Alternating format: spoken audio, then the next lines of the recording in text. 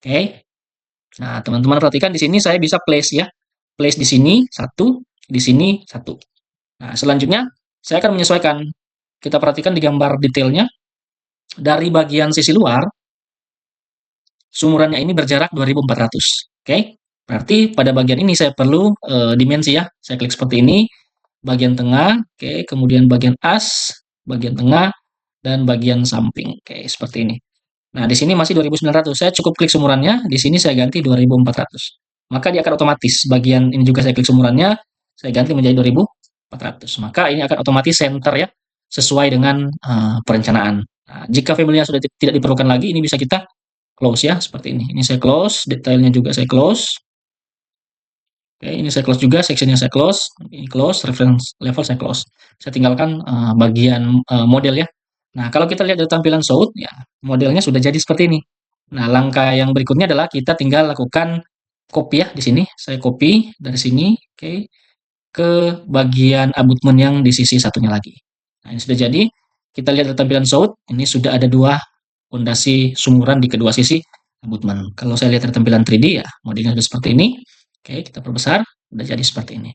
Demikian tutorial dari saya, semoga bermanfaat, cukup panjang, dan saya harap ini bisa membantu teman-teman untuk lebih semangat lagi membuat jembatan rangka baja dengan menggunakan Autodesk Revit. Pemanfaatannya bisa kita maksimalkan ya.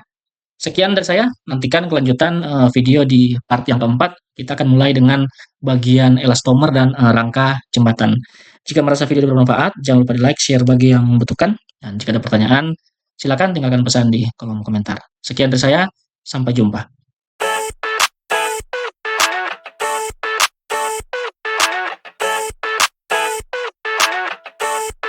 I never thought I'd feel like this. Kembali lagi dengan saya, Ardi Kalmata, di channel BIM Engineering Polindo. Terima kasih bagi teman-teman yang masih setia di channel saya ini.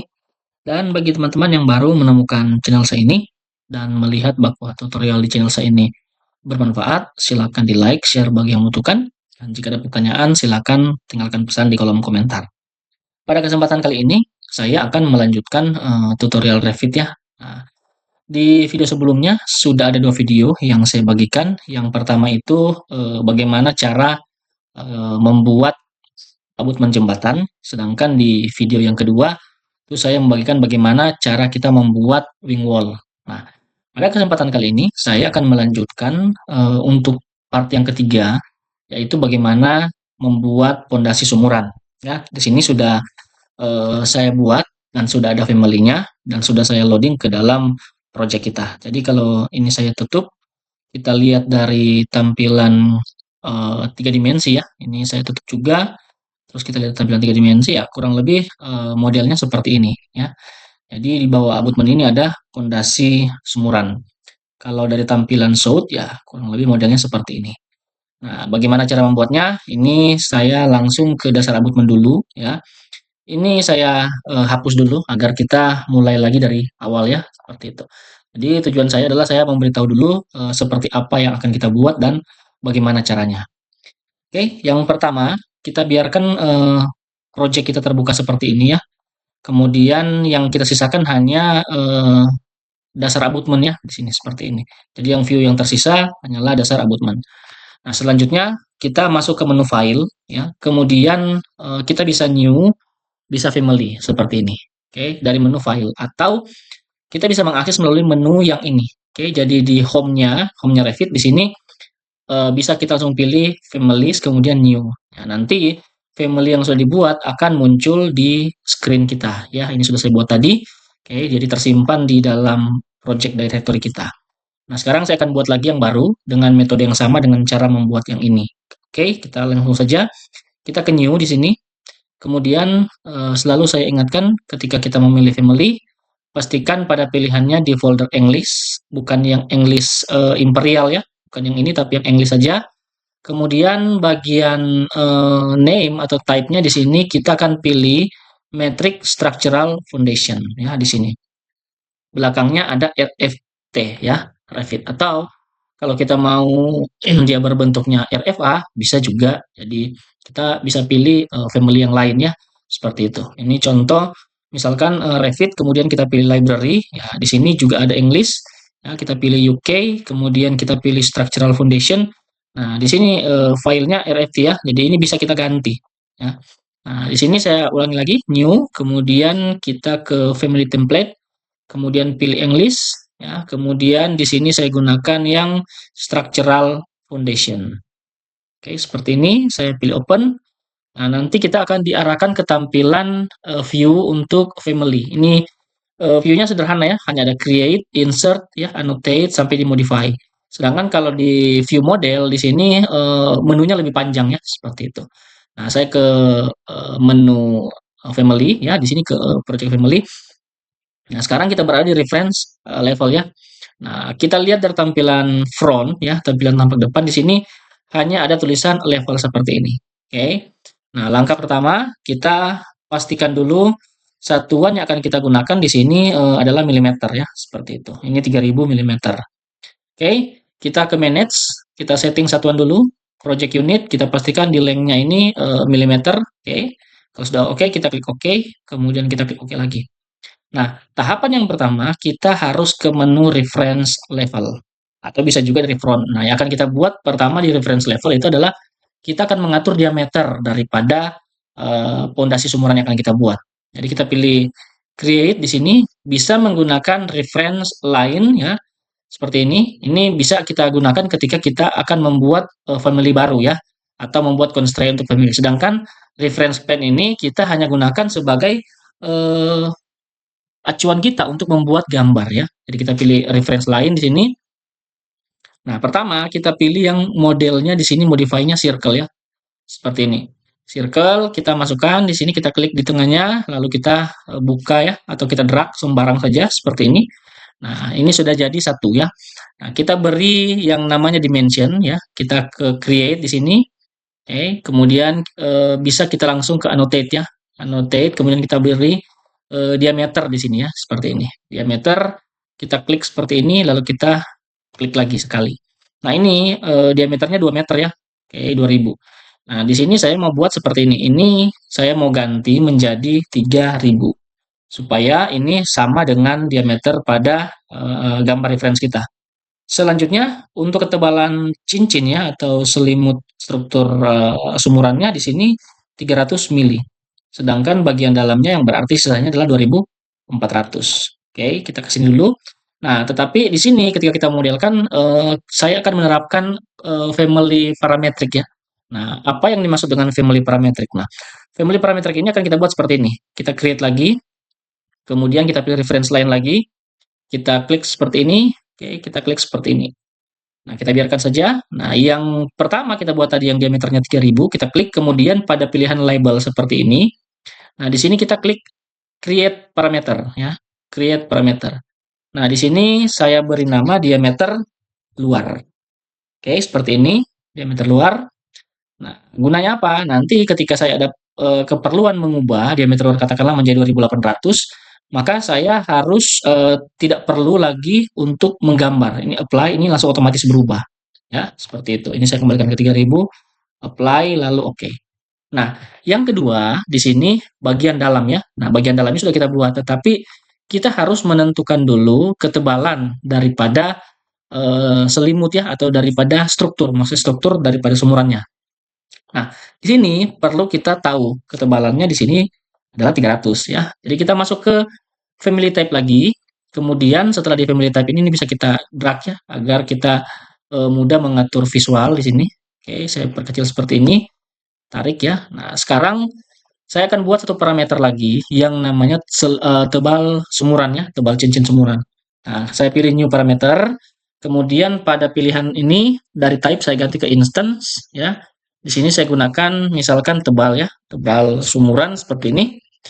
Enter nanti dia akan muncul di sini ya, muncul di dimension yang baru di sini. Nah, ini yang pertama. Yang berikutnya di sini kita masukkan nilainya 300 ya, seperti ini. Nah, setelah kita masukkan nilai 300, di sini kita apply dulu, belum terjadi apa-apa di layar kita. Kita masukkan annotate lagi, kita ke diameter, kita klik yang bagian dalam. Nah, di bagian dalam inilah nanti akan kita atur formulanya. Kita kembali ke family type di sini, klik seperti ini. Kemudian saya akan buat parameter baru lagi. Ini new parameter. Kemudian di sini saya ganti tipenya, type ya, tetap type di sini. Kemudian saya akan atur diameter ya dalam. Nah, untuk diameter dalam ini kita tidak akan mengisi nilai di sini, tetapi kita akan menggunakan formula. Formulanya sama dengan berarti diameter luar kita ketik ya, diameter D titik luar dikurangi buka kurung 2 dikali diameter titik dalam. Nah, seperti ini. Kita enter. Oke, di sini ada kesalahan pengetikan. Ini harusnya menggunakan spasi ya. Jadi harus benar-benar sama di sini. Oke, ini saya klik lagi, saya buat spasi lagi, diameter dalam. Oke, there are circular motion. Oke, ini saya coba lagi, diameter dalam ini sama dengan D diameter luar dikurangi 2 kali diameter dalam. Seperti ini ya. Di sini masih ada error. Ini saya coba hapus dulu tipenya, delete. Saya gunakan yang tipe instant ya di sini, diameter dalam. Oke, oke. Di sini sebenarnya sudah benar ya tadi. Jadi kita masuk lagi ke sini, diameter dalam sama dengan diameter luar ya, seperti ini. Diameter luar dikurangi buka kurung 2 dikali bukan diameter dalam ya, tapi 2 kali tebal sumuran ya. Seperti ini, tebal sumuran. Enter. Nah, ini sudah jadi. Otomatis dia langsung ke 2400. Kita apply lalu oke. Nah, hubungannya apa dengan 2000 yang ini ya, 2200 ini? Kita klik dimensinya, kemudian kita pilih label, kita klik diameter dalam. Nah, ini secara otomatis langsung dia akan memberikan notice ya, diameter dalamnya ternyata sudah dihitung otomatis seperti itu. Nah, caranya seperti apa? Kita lihat di sini. Ini saya coba gunakan Shaded. Oke, kita lihat ya. Kalau saya mau mengganti ketebalan selimut, katakanlah menjadi 400 ya. Di sini saya pilih apply. Nah, bagian ini akan langsung otomatis mengecil. Oke, sedangkan bagian luarnya ini tetap dikunci di 3 meter. Oke, nah ketika ini saya ganti 3500, ini secara otomatis juga akan membesar. Nah, ini konsep awalnya menggunakan parametrik ya. Ini saya ganti 3000 lagi, apply, kemudian bagian tebal sumurannya saya kembalikan menjadi 300. Maka otomatis diameter dalamnya ini nanti akan menjadi 2400 seperti ini. Oke, ini setelah kita buat parametrik yang pertama, kita kembali ke front. Nah, di front ini kita akan membuat kedalaman. Kalau yang sebelumnya kita buat untuk diameternya, dalam dan luar, sekarang kita akan buat untuk kedalaman. Nah, kedalamannya di sini bervariasi.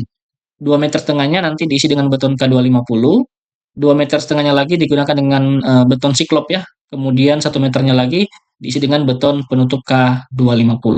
Berarti totalnya adalah 6 meter. Kita kembali ke Revit di sini. Kita pilih create lagi, reference line lagi. Nah, di sini bisa saya gunakan pilihan ya. Pada name ini kita pilih left right ya seperti ini, atau bisa menggunakan front back ya. Kalian sudah ada di front, saya pilih front, pilih OK. Nah, kemudian di sini kita bisa pick line. Nah, kita offset 2500 ya. Ini pertama, kemudian yang kedua, kemudian yang ketiga nilainya adalah 500. Oke, seperti ini dan 500. Jadi ada dua lapisan ya di bagian ujung ini bentuknya terbagi sebenarnya di sini. Oke. Nah, di sini saya langsung ke sini kita buat dulu untuk kedalaman daripada sumuran ya. Kita klik align di sini. Oke, kita tekan tab, pastikan dia terkunci dengan reference line-nya. Saya klik seperti ini. Ini nilainya 2500. Selanjutnya ke sini. Oke, dan yang terakhir di sini. Oke, ini 1 meter ya. Oke.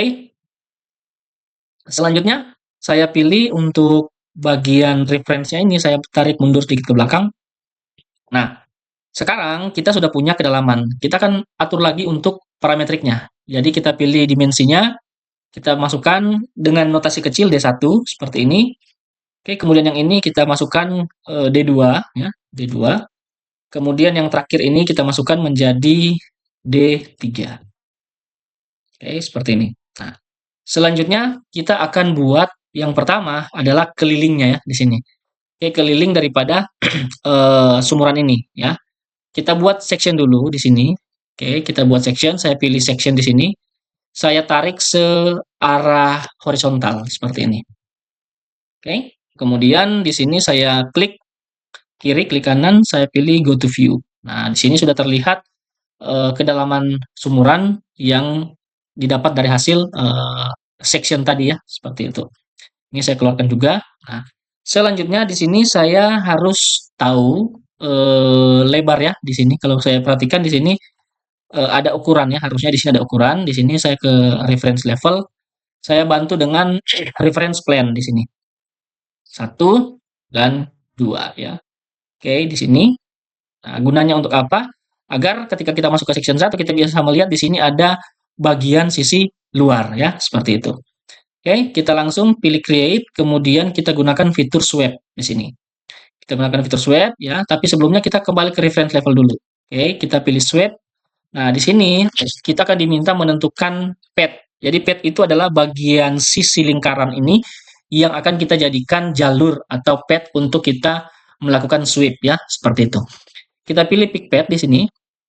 Nah, ya kan saya pilih bagian yang luar ini ya, sekaligus seperti ini.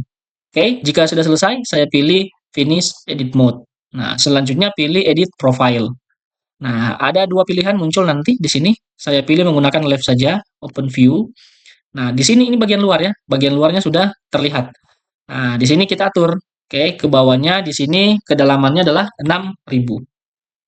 Oke, kita ingat tadi totalnya 6.000. Kemudian di sini ada sedikit penajaman ya di sini. Oke, 20 cm dan 10 cm kemudian naik 50. Kita ikuti modelnya seperti ini. Jadi pertama di sini 200 seperti ini, kemudian dia naik lagi sejauh 500, keluar lagi sejauh 100. Nah, bagian ini kita sambungkan seperti ini. Bagian yang ini kita hapus. Selanjutnya saya klik lagi, oke, kita sambung ke atas seperti ini dan kita tutup seperti ini. Saya coba finish edit mode. Nah, di sini kalau kita lihat dari tampilan 3D ya, di sini sudah terlihat seperti ini. Nah, di sini belum tertutup sebab kita belum ketik klik finish edit mode ya, seperti itu.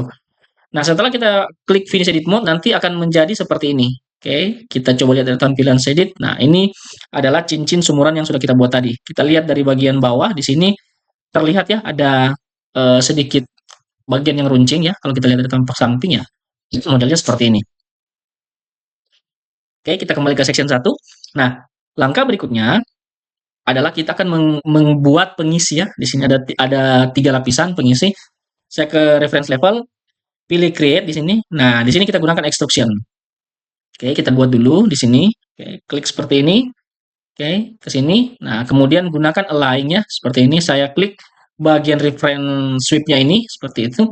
Kemudian kita klik bagian sketch line-nya. Ini kita lock lagi, lalu kita pilih modify create extrusion, kemudian kita pilih finish edit mode. Nah, jika kita lihat dari tampilan section 1, dia ada di atas ini. Ya, ini bisa kita drag ke bawah. Oke, kita drag ke bawah sampai di sini, ini kita lock. Kemudian bagian ini juga kita tarik ke bawah, ini juga kita lock. Ya, kita sudah punya satu lapisan di sini ya, seperti ini. Oke, ini bisa kita atur untuk materialnya. Edit extrusion, ya, di sini open view. Kemudian saya klik seperti ini, ya, ini bisa kita lihat di materialnya. Nah, materialnya ini kita sesuaikan. Yang bagian kedua di sini adalah siklop konkret ya di sini. Saya masukkan seperti ini materialnya. Kita beri material, kita pilih create new, kemudian klik kanan, kita rename beton siklop ya di sini. Nah, setelah kita beri beton siklop, di sini kita ganti untuk materialnya. Visualnya bisa kita gunakan dari Autodesk Physical Asset di sini kita gunakan konkret ya. Bebas dipilih di sini material mana yang mendekati. Ini saya coba gunakan yang material konkret yang case in situ saja seperti ini. Oke, saya klik close. Nah, kemudian untuk grafiknya di sini warnanya akan saya bedakan ya. Ini saya buat sedikit berbeda agar kita mudah mengidentifikasi ya seperti itu. Klik OK, apply lalu OK. Nah, nanti kita klik finish edit mode lagi. Maka secara otomatis di sini harusnya dia sudah memiliki kategori material ya. Kalau saya ke tekstur di sini harusnya sudah muncul ya seperti itu. Nah, selanjutnya kita masuk ke bagian yang atas ya. Kita kembali ke reference level, pilih create, kemudian pilih extrusion lagi. Masih dengan cara yang sama, di sini saya klik seperti ini, klik bagian centernya, drag seperti ini, lalu kita align ke bagian dalam. Ini kita lock juga. Nah, jangan lupa di sini materinya berbeda.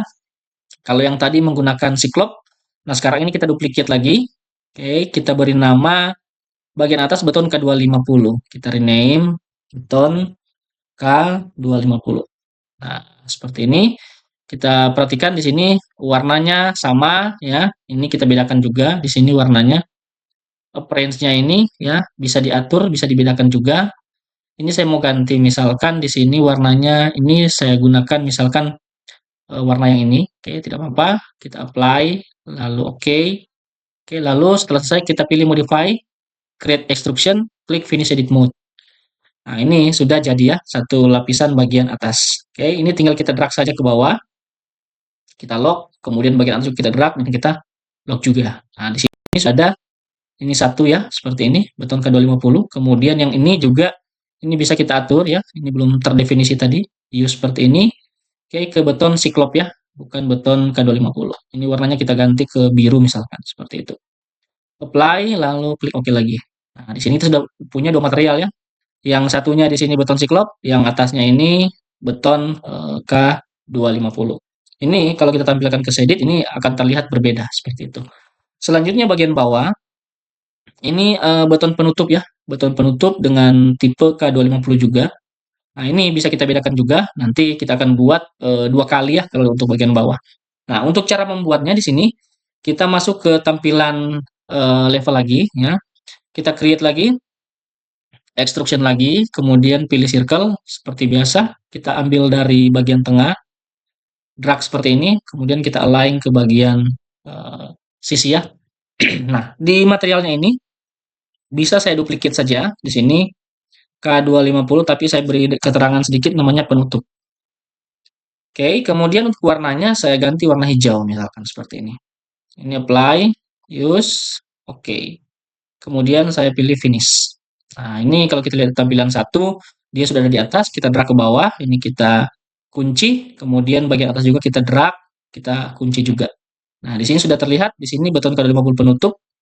Oke, kemudian yang ini beton K250 dan yang bagian tengah ini adalah beton siklop tadi ya, seperti itu. Nah, terus sekarang tinggal yang bagian akhir. Nah, untuk bagian akhir ini kita memerlukan yang namanya section. Ini saya coba section seperti ini. Ini kita ganti, pilih section, kemudian pada propertiesnya kita ganti dengan detail ya. Saya blok seperti ini. Nah, untuk arahnya saya putar flip di sini. Oke. Saya klik kiri, klik kanan, pilih go to view. Nah, di sini sudah terlihat ya bagian dasar. Ini kita ganti tampil ke wireframe. Nah, di sini kalau yang sebelum kita menggunakan extrusion, nah sekarang kita akan menggunakan yang namanya blend. Oke, kita klik seperti ini, blend. Kita pilih di sini reference level saja. Oke.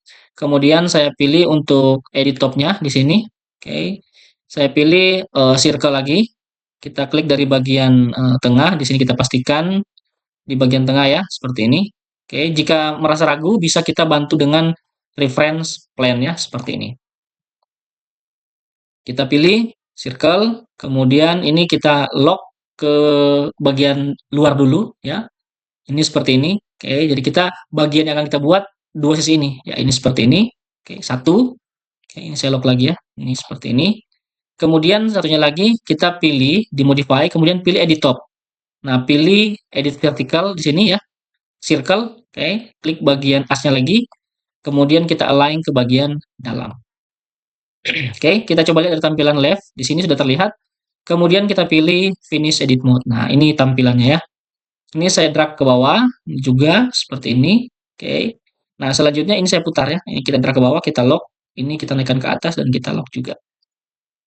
Nah, kenapa dari awal saya selalu menekankan seperti itu? Ini kita lihat ya, kalau ini saya klik, saya ganti misalkan di satunya menjadi 2000, maka dia secara otomatis akan berpindah ya, seperti itu. Jadi kita tidak perlu membuat family berulang-ulang, seperti itu. Itu tujuannya. Begitupun untuk bagian diameter ya. Ini saya coba ganti ke 100. Nah, sekarang diameter luar 3000, diameter dalam 2400. Nah, bila mana suatu saat nanti saya akan mengganti diameter luar, tetapi ketebalannya tetap sama. Saya tidak perlu membuat family yang baru. Saya cukup pilih family type ya. Kemudian diameter luarnya saya ganti misalnya 3200. Nah, kita pilih apply. Nah, ini langsung otomatis membesar dan akan menyesuaikan semuanya. Ya, seperti itu. Ini saya gantikan ke 3000 lagi, apply, lalu oke. Nah, sampai tahap ini pembuatan bagian sumuran menggunakan family kita sudah selesai. Nah, jika sudah selesai seperti ini, selanjutnya kita tinggal melakukan loading ke dalam project. Kita pilih load into project and close. Nah, jangan lupa ini belum di-save, kita save dulu ya. Save as ya, family. Di sini saya beri nama tadi sudah saya buat sumuran, ini saya tambahkan family aja depannya, family sumuran. Oke. Nah, ini sudah jadi. Selanjutnya kita pilih load into project. Oke. Nah, teman-teman perhatikan di sini saya bisa place ya. Place di sini satu, di sini satu. Nah, selanjutnya saya akan menyesuaikan. Kita perhatikan di gambar detailnya dari bagian sisi luar sumurannya ini berjarak 2400. Oke. Berarti pada bagian ini saya perlu dimensi ya. Saya klik seperti ini, bagian tengah, oke, kemudian bagian as, bagian tengah dan bagian samping. Oke, seperti ini. Nah, di sini masih 2900. Saya cukup klik sumurannya, di sini saya ganti 2400. Maka dia akan otomatis. Bagian ini juga saya klik sumurannya, saya ganti menjadi 2400. Maka ini akan otomatis center ya, sesuai dengan perencanaan. Nah, jika family-nya sudah tidak diperlukan lagi, ini bisa kita close ya, seperti ini. Ini saya close, detailnya juga saya close. Oke, ini saya close juga, sectionnya saya close, ini close, reference level saya close. Saya tinggalkan bagian model ya. Nah, kalau kita lihat dari tampilan Soud, ya modelnya sudah jadi seperti ini. Nah, langkah yang berikutnya adalah kita tinggal lakukan copy ya di sini. Saya copy dari sini, oke, ke bagian abutment yang di sisi satunya lagi. Nah, ini sudah jadi. Kita lihat dari tampilan Soud, ini sudah ada dua pondasi sumuran di kedua sisi abutment. Kalau saya lihat dari tampilan 3D ya, modelnya sudah seperti ini. Oke, kita perbesar, sudah jadi seperti ini. Demikian tutorial dari saya, semoga bermanfaat, cukup panjang, dan saya harap ini bisa membantu teman-teman untuk lebih semangat lagi membuat jembatan rangka baja dengan menggunakan Autodesk Revit. Pemanfaatannya bisa kita maksimalkan ya. Sekian dari saya, nantikan kelanjutan video di part yang keempat. Kita akan mulai dengan bagian elastomer dan rangka jembatan. Jika merasa video ini bermanfaat, jangan lupa di like, share bagi yang membutuhkan. Dan jika ada pertanyaan, silakan tinggalkan pesan di kolom komentar. Sekian dari saya, sampai jumpa. Want it was you.